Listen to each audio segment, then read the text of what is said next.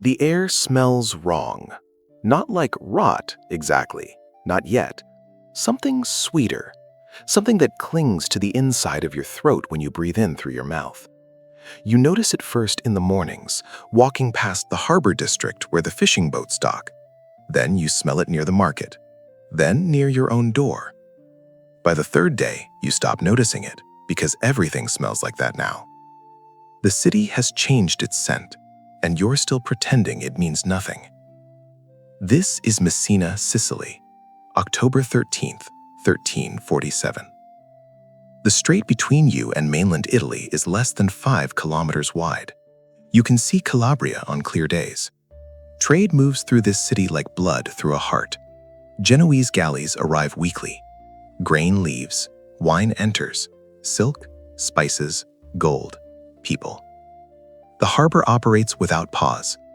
The customs house employs 20 scribes just to record cargo. Your streets are narrow, 2 meters wide in the port quarter, because land is expensive and every centimeter counts. Families live stacked, 4 people to a room, 6 rooms to a building, 50 buildings to a block.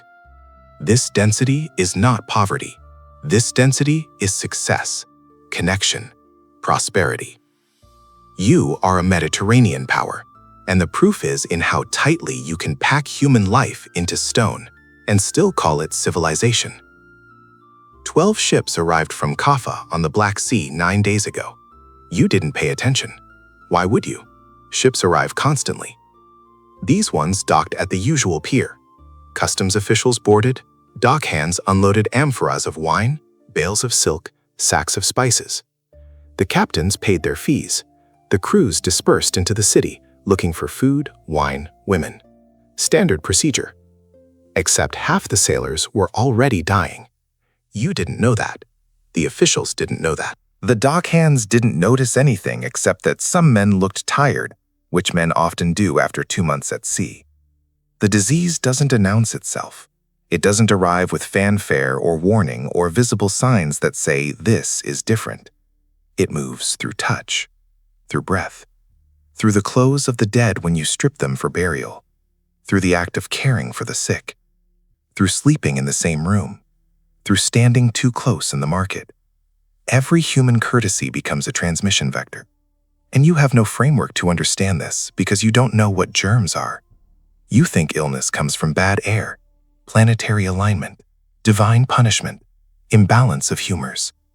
You think wrong, but wrongly, you act exactly as biology requires to spread the pathogen as efficiently as possible. The first Messina resident shows symptoms on October 16th. A dockhand. He develops a fever. His wife tends to him. By October 19th, she's sick too. By October 22nd, 3 of their neighbors are sick. None of them connect these cases. Why would they? People get fevers. People get sick. This is normal. Except the fever doesn't break. And then the swelling starts. Lumps in the neck, under the arms, in the groin. The size of eggs, the size of apples. Black, purple, leaking.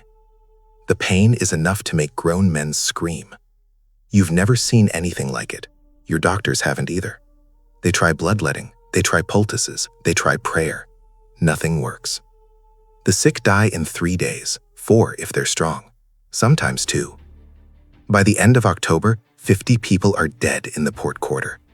You're starting to hear about it even if you don't live there. Rumors spread faster than the disease itself, though not by much.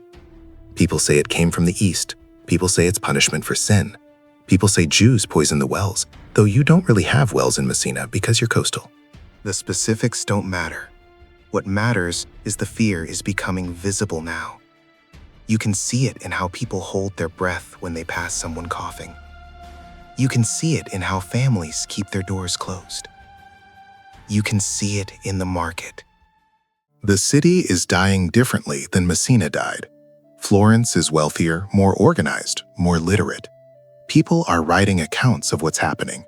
Boccaccio writes stories about people fleeing to the countryside. Medical texts try to explain the disease using humoral theory. City councils keep detailed death records. But the dying is the same. The swellings, the fevers, The 3-day progression from symptom to corpse, the mass graves, the abandoned sick, the collapse of trust. Wealth and literacy don't protect you. They just give you better documentation of your own extinction. By 1350, the disease has reached Norway, Russia, Constantinople. It circles back on itself. Cities that thought they escaped because the first wave passed them get hit by a second wave when merchants return. Some regions see 3 separate outbreaks. Each wave kills fewer people than the last, not because the disease weakens, but because there are fewer people left to kill. You're not just watching cities die. You're watching the population of an entire continent drop by 1/3, by half in some regions. The scale is difficult to process. The individual deaths are tragedies. The collective death is a historical reorganization of human geography. The world in 1353 is different than the world in 1347. Obvious statement, but the differences are structural. Labor is scarce. Villages are abandoned. Fields go unplowed. Feudal systems that relied on abundant peasant labor collapse because the peasants are dead. Survivors can demand higher wages. Serfs can run away to cities where labor shortages mean questions aren't asked about where you came from.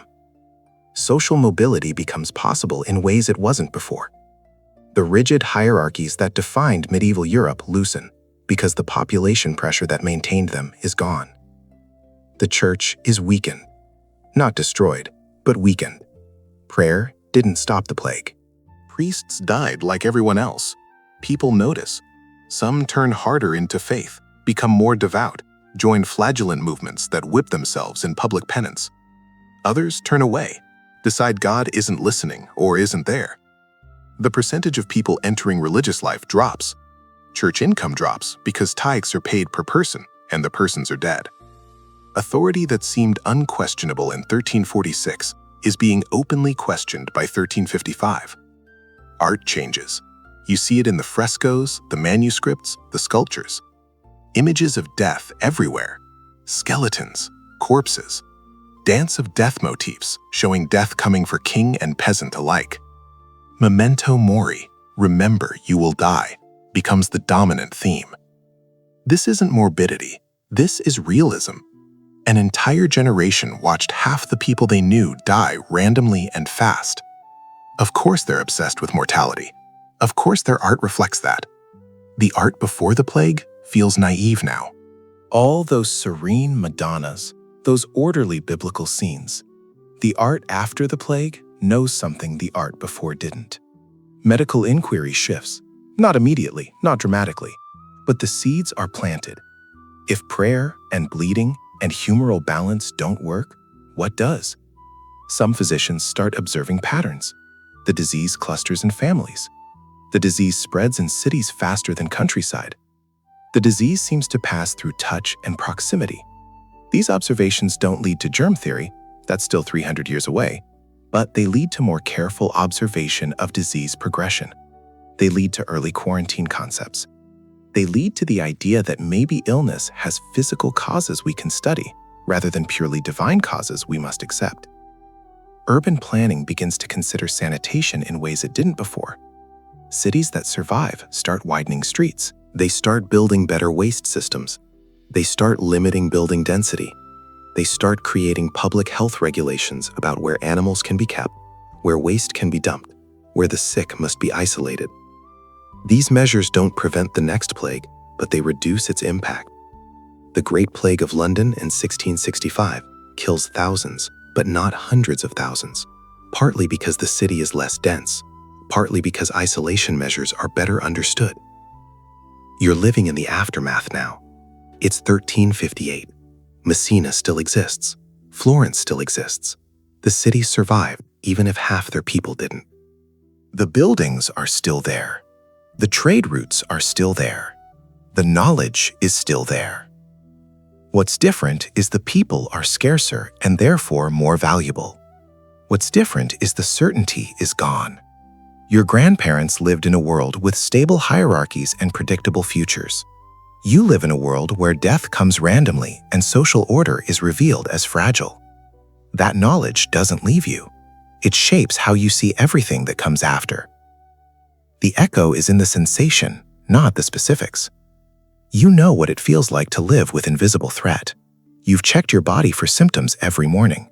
You've calculated risk every time you left your house. You've chosen between isolation and human contact, knowing both carried costs. You've watched public spaces empty. You've watched authorities fail to protect you.